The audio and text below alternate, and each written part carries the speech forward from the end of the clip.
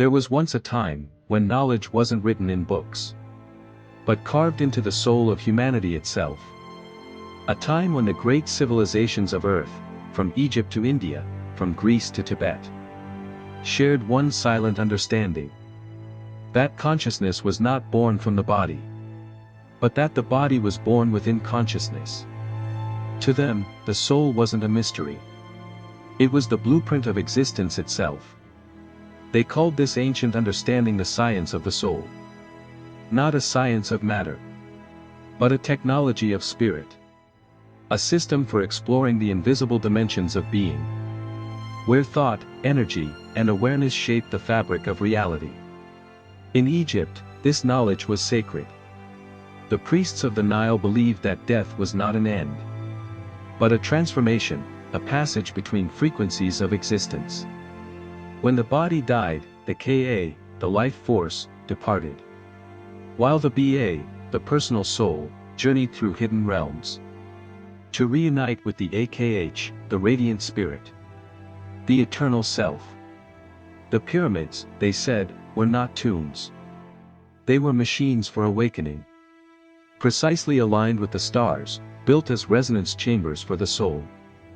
Every angle, every inscription, every shaft was a symbolic journey from darkness into light, from ignorance into remembrance. In the pyramid texts, the pharaoh declares, "I am a star that never sets. I live on the horizon forever." To the ancients, this was not metaphor. It was spiritual physics. They believed consciousness could be amplified, purified, projected beyond the boundaries of flesh. Meanwhile, in the East, another kind of science was unfolding. Not of stone, but of stillness. The sages of India spoke of Atman, the eternal witness behind all experience. They said the soul does not live in the body. The body lives within the soul. And when the mind becomes silent, you see it directly. That the same awareness behind your eyes is the same awareness that moves the stars. Tat Tvam Aci, thou art that. You are not a being in the universe. You are the universe becoming aware of itself. High in the mountains of Tibet, monks spoke of what happens between lives. They called it the bardo, luminous states of mind, that bridge death and rebirth. In these realms, the soul meets its own reflection.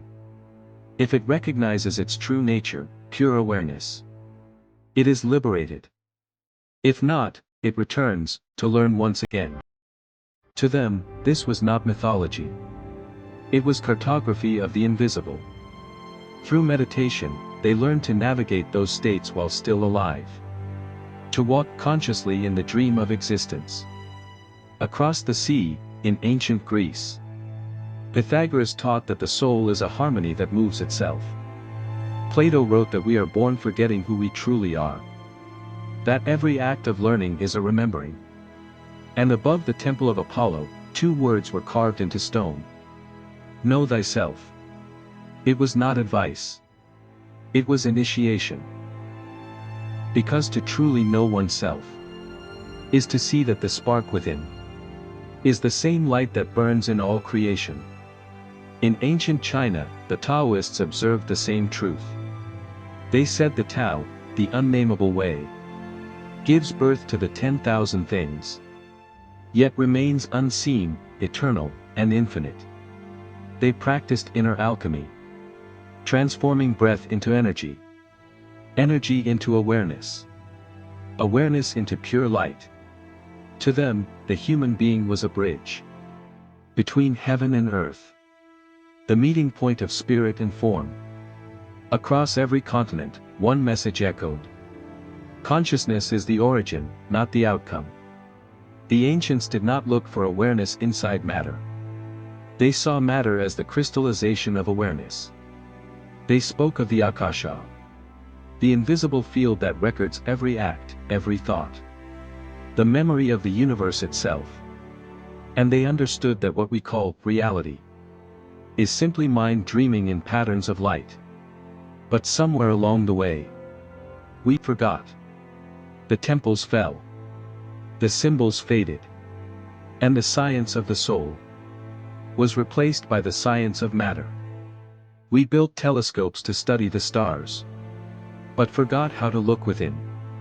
We split atoms, but not illusions. We discovered electricity, but lost our inner light. Still, something remains. When we stand in a place touched by time, beneath the pyramids, or in the hush of a temple, something stirs deep within. A flicker of memory. A whisper that says, remember. Perhaps these ancient civilizations were not primitive dreamers, but explorers of consciousness, scientists of the invisible world. And perhaps their monuments were not just art or myth, but instruments to tune the soul. Today, as quantum physics explores the nature of reality, it begins to echo what the ancients already knew. That everything is interconnected. That the observer and the observed are one. Maybe this is where science and spirit finally meet again. Not as rivals, but as reflections of the same truth. Because both seek to answer one question. What is the source of awareness? Maybe the answer was never lost. It's been whispering through every breath, every heartbeat, every silence between thoughts. The ancients knew that consciousness is not something we possess. It is what we are. It does not end with death, nor begin with birth.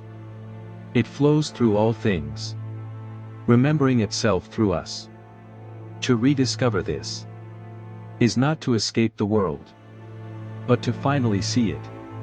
Every grain of sand, every star, every human being, is an expression of the same living awareness.